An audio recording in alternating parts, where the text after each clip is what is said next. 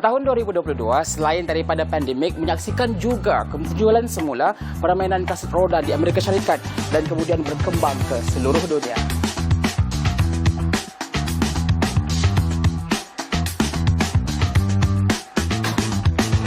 Malaysia tidak terkecuali dengan generasi milenial mula belajar mengenal tentang kasut roda dengan Google Trends menunjukkan peningkatan carian kepada roller skate dan generasi 80-an dan 90-an bernostalgia dengan hobi yang menjadi trend semasa mereka membesar. Hari ini darah muda mengunjungi satu gelanggang kasut roda indoor bertempat di Wangsa Walk Mall, Kuala Lumpur. Saya ada idea untuk buka rollerblade ni sebab sejak kecil saya pun suka rollerblade tapi tak expert lah.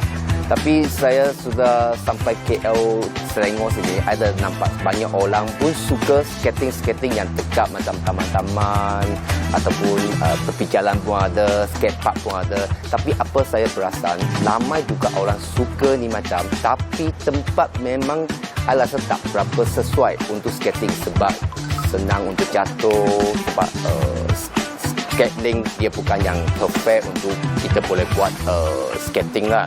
Jadi saya ada idea kalau saya boleh buatkan satu tempat yang untuk boleh kumpul semua orang yang suka skating, boleh kumpul sekali, satu tempat yang sesuai untuk diorang semua sekali kumpul. Macam kalau ada event ke, party ke, dalam satu skating memang bagus untuk semua orang yang skater lover lah. Kalau pengunjung sampai rollerblade ni, purchase tiket, bayar, lepas tu masuk, boleh ambil kasut dekat kita biar skate suit zone.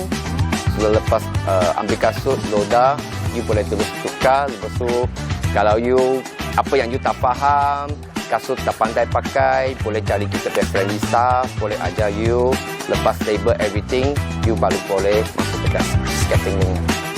Kalau bagi rollerblade punya roller skating ni, I rasa safety purpose I memang cukup untuk bagi orang yang starting main roller skate ni, untuk beginner. Kalau ini you boleh nampak saya punya skating ring ni semua, handle yang cukup untuk orang baru mau belajar untuk roller skate.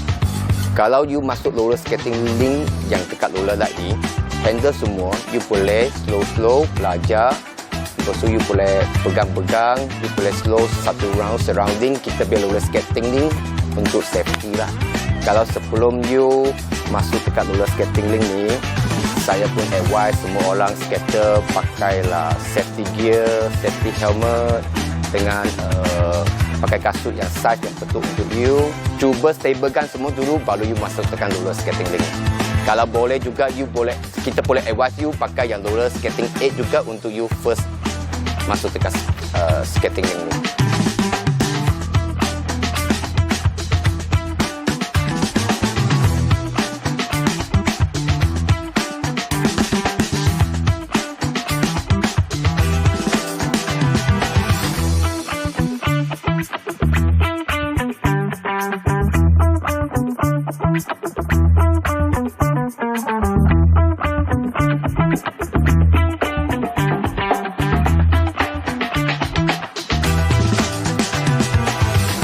So far saya surprise lah. Lepas saya buka ni rollerblade yang dekat Wangsa Walk ni, roller skating ni, sepuntar memang lama juga datang. I surprise dia lah, bukan hanya budak-budak teenager, even age yang lebih kurang 50 ke atas pun ada datang roller skating ring kita untuk skating. Apa yang dia bagi kita tahu, memang memori dia yang dekat dulu masa teenager suka main roller skate. Jadi dia balik sini, dia dapat balik itu memori yang sebelum ni. Customer kita pun sampai tahun 4, ada sampai umur 50 lebih pun ada. Actually kita depends di shoe size lah. Kalau kita shoe size, kita cover from Europe, size Europe 28 until size Europe 45. Segi outside food, you boleh bawakan masuk sebab kita tak ada jual apa-apa makanan yang dekat dalam rollerblade sini. Tapi kita ada jual yang mineral kalau you perlukan. Kalau makanan-makanan daripada luar, kita harapkan you orang bawa masuk yang boleh makan dekat sofa-sofa ataupun meja-meja yang kita providekan. Hanya like page kita lah, Instagram ataupun Facebook. Page nama kita rollerblade NY.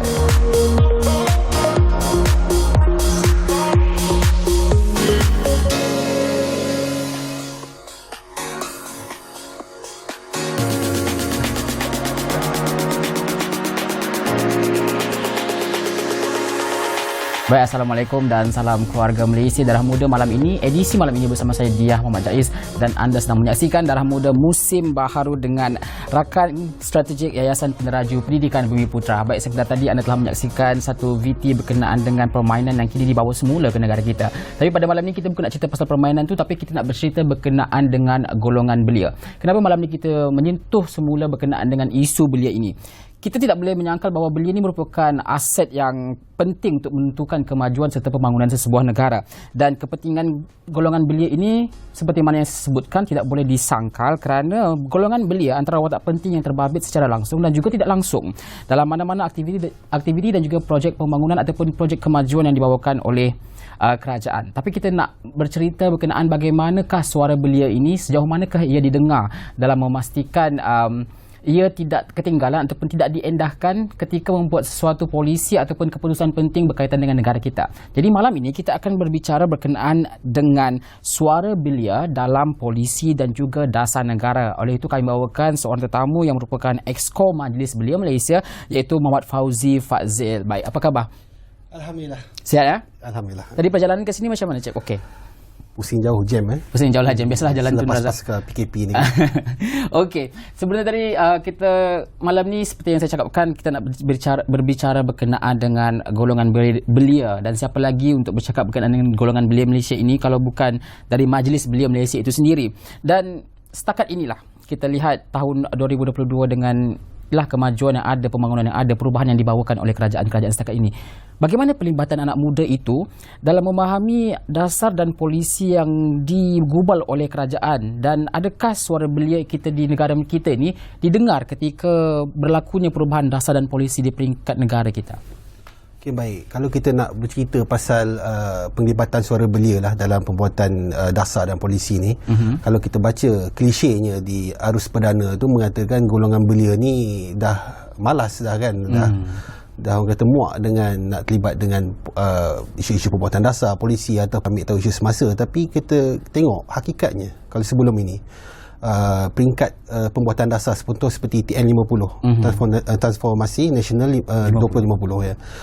Pelibatan belia semasa setiap town hall yang dilakukan untuk TN50 tu full 500 orang, 1000 orang kita boleh hit untuk satu town hall, dan lebih 100 town hall dilakukan. Semuanya mencapai sasaran, menunjukkan bahawa golongan belia sebenarnya memang ada kemahuan, tapi kadang-kadang platform itu terhad kan, dan juga tak semua orang boleh meluangkan masa, dan ada kekangan-kekangan semacam dan sebagainya. Tapi kemahuan tu sebenarnya ada, cuma platform itu kurang ya. Kembali kepada soalan pula, bagaimana kita nak membantu ya mereka untuk terlibat dengan lebih baik dalam platform-platform ini. Di sini kita perlukan bagi saya moderator lah. Moderator ni boleh wujud dalam berbagai bentuk lah. Macam saya terlibat dengan pertubuhan belia ni, kita merupakan moderator untuk membantu golongan belia jugalah. Sebab kita ada saluran untuk kita bawa suara belia untuk ke atas.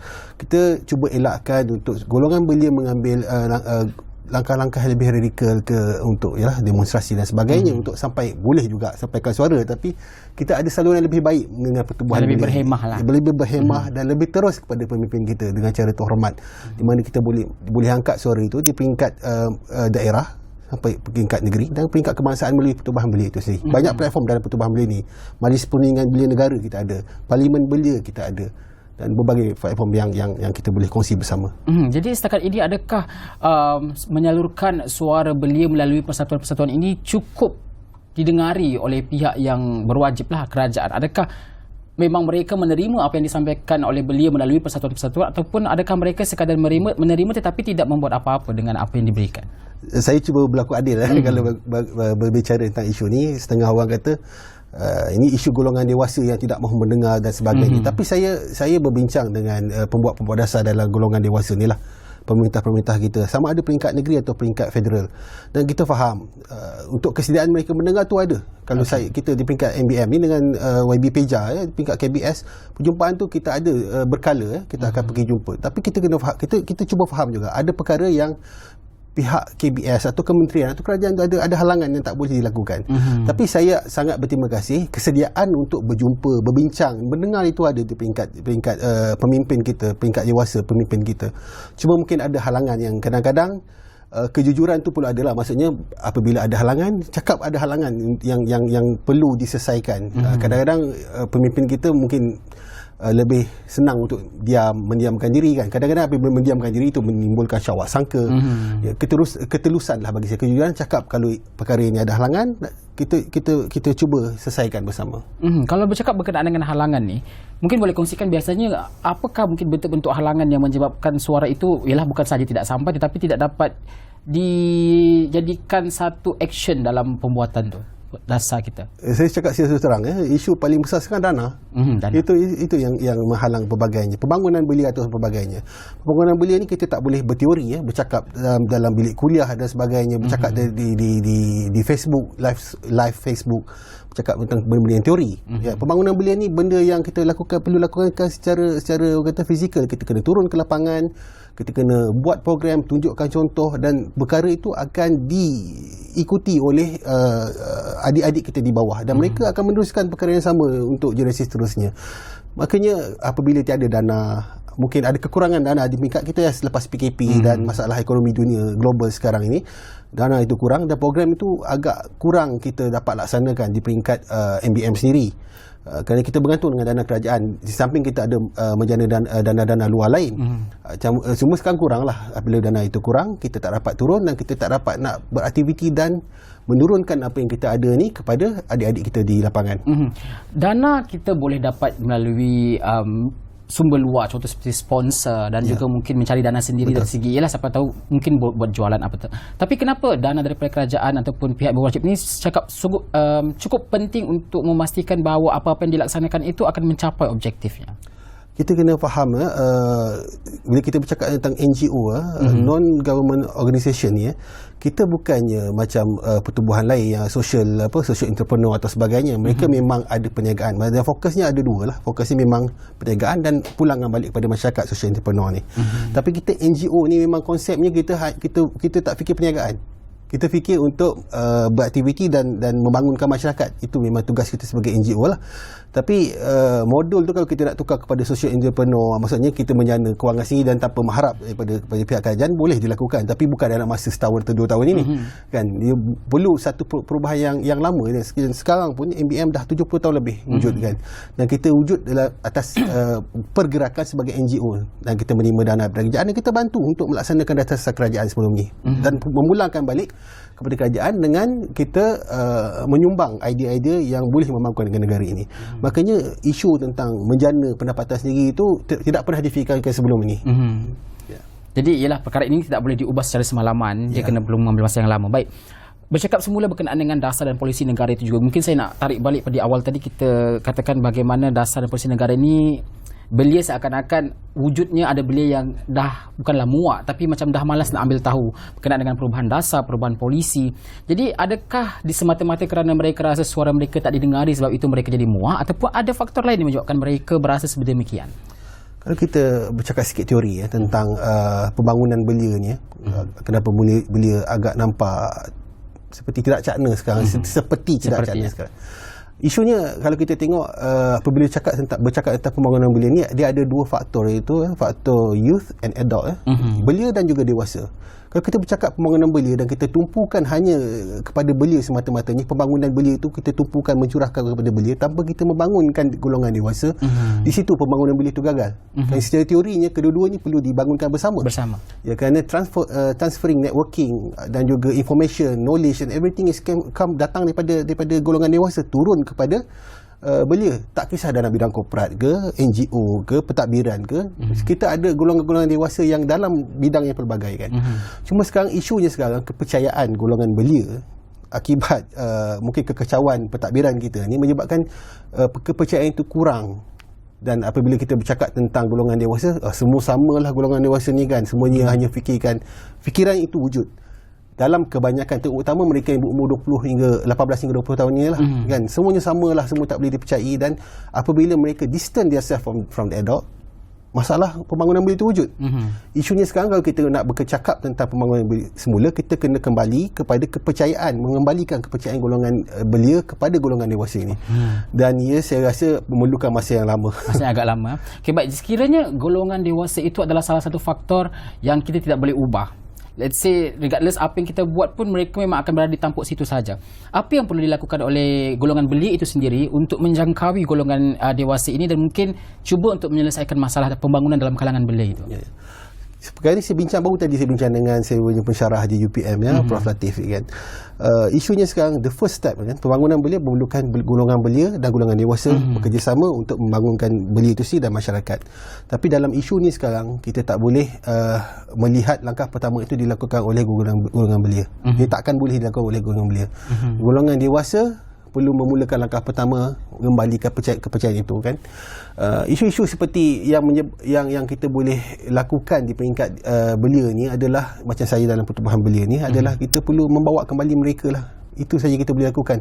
Kerana tak mungkin golongan belia saya sebagai seorang golongan belia dengan jaringan yang terhad, dana yang terhad kan, pengetahuan yang terhad, mungkin saya boleh sampaikan tapi tidak keseluruhannya kepada adik-adik di bawah ini.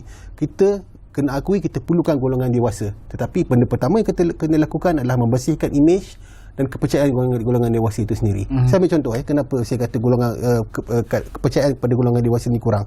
Kita tengok semasa PRN Johor awal tahun 2020 baru ini. Daftar keluar mengundi dalam kalangan 18 hingga 20 tahun di Johor, lebih kurang 700,000 pendaftaran baru itu, hanya 10% yang keluar daripada 700,000 pengundi baru yang berumur bawah 20 tahun 21 ni, hanya 10%, 70,000 yang keluar, menunjukkan lebih 90% kehilangan kepercayaan untuk forward kita nak keluar untuk voting ni, kepercayaan itu hilang. Makanya saya rasa untuk masa kehadapan ini kita bercakap tentang isu politik saja.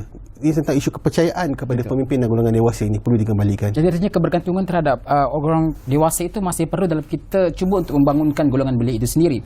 Dari segi penggubalan dasar dan juga polisi, apa antara fokus dan juga hala tuju yang ingin diberikan keutamaan untuk membuktikan bahawa belia ini masih mempunyai prinsip dan juga tetap relevan? Saya rasa benda pertama yang kita nak tunjukkan golongan belia ni masih berprinsip dan juga relevan adalah the sharing of power lah daripada golongan dewasa dan juga golongan belia ini. Di mana kita tengok, saya ambil contoh macam saya kata TN50 satu pendekatan yang baik dilakukan oleh pihak kerajaan, terutama YBKBS pada itu, YBKJ, dia turun ke bawah, dia kutip semua data pendapat daripada golongan belia, kemudian diangkat dan didirikan sebuah polisi. Tapi masalahnya keputusan akhir daripada setiap polisi tidak dilibatkan golongan belia. Maksudnya kita hanya ambil golongan belia ni di peringkat awal dan akhirnya kita boleh cherry picking pendapat golongan belia ni jadikan dasar. This is the problem lah, sebab apabila benda keputusan akhir, the power sharing tidak berlaku, maksudnya golongan belia wujud di situ hanya sebagai tokenism. Token saja menunjukkan kita dah libatkan belia, tetapi keputusan akhirnya masih di tangan golongan dewasa. Gatekeepernya masih lagi golongan dewasa. Dan itu yang menjadi masalahnya, dan saya rasa power sharing itu perlu mula dipraktikkan dan langkah pertama perlu dimulakan oleh golongan dewasa. Kenapa setakat ini masih lagi power sharing itu seperti agak susah dilakukan dan mungkin juga golongan dewasa lebih susah untuk terbuka dengan power sharing terhadap golongan belia ini? Adakah kerana golongan belia kita itu sendiri yang nampak tidak bersedia ataupun tidak mempunyai kepimpinan atau bagaimana? Okey, saya berbincang dengan guru saya petang tadi, panjang tentang isu ni. Satu, kalau kita berbicara tentang isu power sharing ini, bayangkanlah kalau saya ada full power, saya perlu mengangkat seorang di sebelah saya dan saya perlu berkongsi puasa dengan orang itu. Golongan belia di sebelah saya kan. Ini kesediaan lah. Maksudnya apa-apa keputusan sebelum ni saya boleh buat keputusan atas diri saya sendiri, tapi selepas ni saya kena consult saya punya partner, macam mana dengan keputusan ni. Ini satu benda yang besar lah. Maksud kita nak power sharing ni kan, nak memberi kuasa kepada orang yang tak pernah wujud sebelum ini. Kesediaan lah. Itu benda yang kita perlu advokasikan secara berperingkat. Saya rasa fahamkan golongan dewasa ini bahawa satu hari nanti golongan belia ini akan mengambil alih, akan menggantikan. Ya, jika mereka tidak disediakan daripada sekarang, ya, apa yang anda usahakan sekarang akan disisihkan jika mereka tidak menyambung perkara tersebut. Itu perkara pertama. Yang kedua adalah pemikiran. Ada the words yang saya dengar, tapi saya tak sebut siapalah. Dia kata belia ni adalah one of a disease. Dia punya cure adalah old age. So of course kita mengakui bahawa golongan belia ni bila kita cakap disease, maksudnya mereka akan ada kecacatan, selalu akan buat silap lah.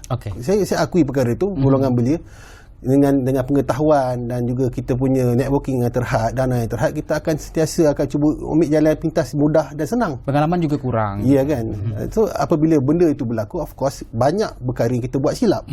Tapi that's part of learning. Kan? Apabila golongan dewasa dulu pun, apabila mereka berada di tahap kita, mereka melakukan perkara yang sama. Betul. Kan? Di sini kesediaan untuk golongan dewasa tadi untuk mengangkat partner di sebelahnya untuk untuk menentukan dasar dan polisi, tapi pada masa yang bersama dia kena bersedia, dia kena tahu bahawa partner dia memang akan melakukan kesilapan. Kesediaan itu yang perlu ada. Jadi selain daripada yang kita sebutkan power of sharing, kesediaan golongan dewasa ini untuk menerima golongan muda ini di sebelah mereka, dari segi kerajaan itu, apa yang lagi kerajaan boleh lakukan untuk memastikan bahawa belia ini tidak akan terceruk di mana-mana tetapi sentiasa akan berada di samping mereka? Platform. Saya sangat pentingkan platform ya. Kalau kita tengok, alhamdulillah lah, saya sangat puji selepas tahun 2015 banyak pembaharuan daripada peringkat kerajaan kita cuba banyakkan platform. Kalau kita tengok semenjak zaman Tun Razak, after 1969 itu, Tun Razak naik dan beliau memperkenalkan Majlis Perundingan Belia Negara. Okey, untuk dapatkan pandangan daripada golongan belia, kerana pada masa itu golongan belia di UM terutamanya dikatakan oleh Kertas Putih terlibat dengan aktiviti-aktiviti radikal ya. Maksudnya kerana suara mereka tidak didengari. Kemudian Tun Razak buat MPBN. Tapi daripada zaman Tun Razak sehingga tahun 2015 hanya kita ada MPBN saja sebagai platform. YBKJ datang dan beliau bawa beberapa platform baru seperti Parlimen Belia.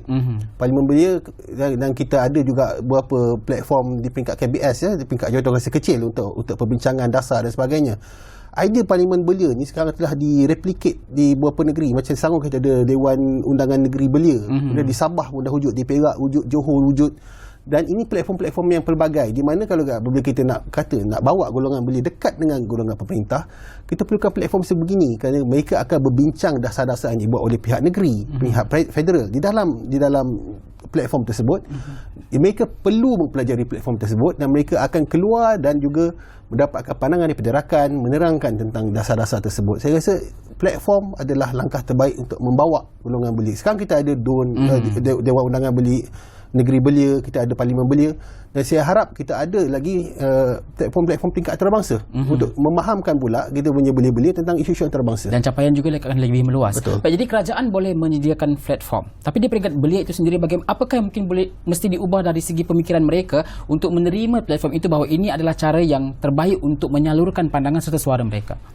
Hubungan dengan golongan dewasa tidak boleh diputuskan. Saya sangat-sangat percaya kita boleh baca buku, kita boleh ada PhD sampai 2 atau 3, tapi akhirnya soft skill dan juga orang kata wisdom came from the older, kita punya generasi terdahulu.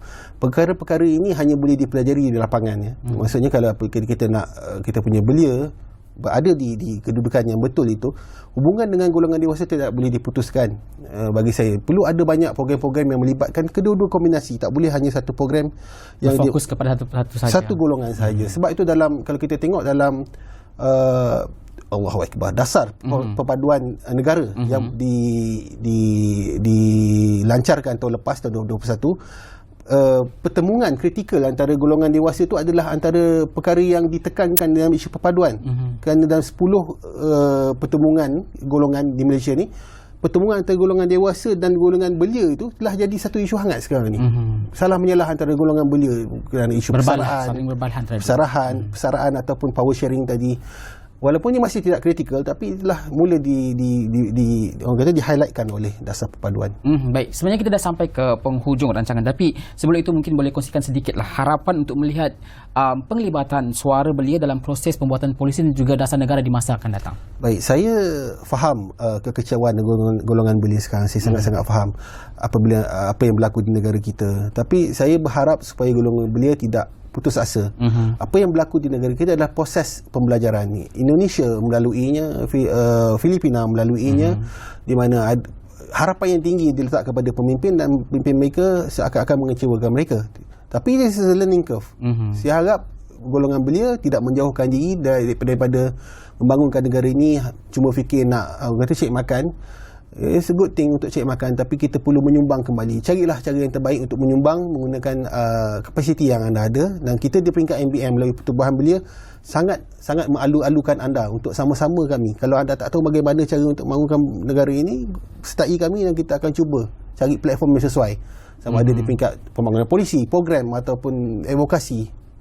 Baik, terima kasih Encik Fauzi kerana bersudi bersama dengan Darah Muda. Dan buat anda di luar sana, jangan risau kerana platform sudah ada. Kita juga ada pertubuhan seperti Majlis Belia Malaysia yang boleh membantu untuk meningkatkan lagi penglibatan anak muda ini ataupun golongan belia ini dalam bukan sahaja dasar dan juga polisi negara marah, banyak lagi hal-hal lain yang boleh diceburi oleh golongan belia. Dan yang paling penting adalah keterbukaan serta sanggup untuk menerima apa sahaja yang akan berlaku di masa hadapan dan cuba untuk mencari penyelesaiannya. Baik, sehingga kita bertemu lagi dalam edisi Darah Muda yang akan datang. Saya Dia Muhammad Jais. Jumpa lagi.